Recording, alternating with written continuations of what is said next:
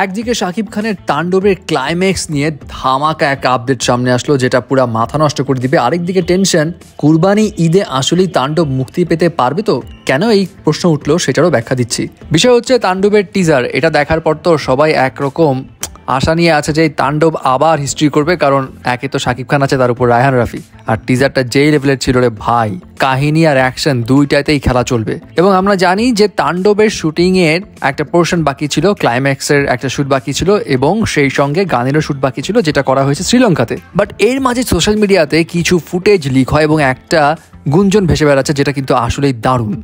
বলা হচ্ছে বাংলা সিনেমার ক্ষেত্রে এ যাবৎকালের সবচেয়ে বড় অ্যাকশন দৃশ্য ও সেরা ক্লাইম্যাক্স হতে যাচ্ছে তাণ্ডব সিনেমায়। তাণ্ডব মুভির ফাইট ডিরেক্টর হলো ভারতের পারভেজ শেখ। তিনি সাউথ ও বলিউডের বড় বড় মুভির ফাইট ডিরেক্টর হিসেবে কাজ করেছেন। এখন বিষয় হলো, এই সমস্ত পোস্টে বলা হচ্ছে তাণ্ডব মুভির শেষ অ্যাকশন দৃশ্য রীতিমতো রণক্ষেত্রে পরিণত হয়েছে, যেটা ছবিগুলোর ঝলক দেখলেই বোঝা যায়। এখন এটা কতটুকু সত্য জানি না, তবে যদি আসলেই ফাইট ডিরেক্টর ভারতের পারভেজ শেখ হয়, তাহলে ভাই অন্য লেভেলের খেলা হবে। কারণ এই লোকটা Indian cinema Kill, Tiger 3, even জওয়ানেও অ্যাসিস্ট্যান্ট ফাইট ডিরেক্টর হিসেবে কাজ করেছেন।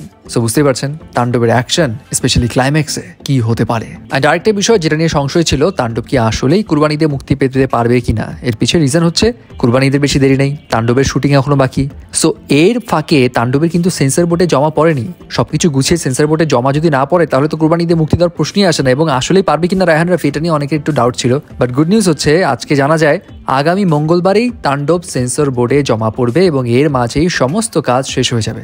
ওফ, হাফ ছেড়ে বাঁচা গেল। আর তাছাড়া মুক্তি না দিয়ে যাবে কই।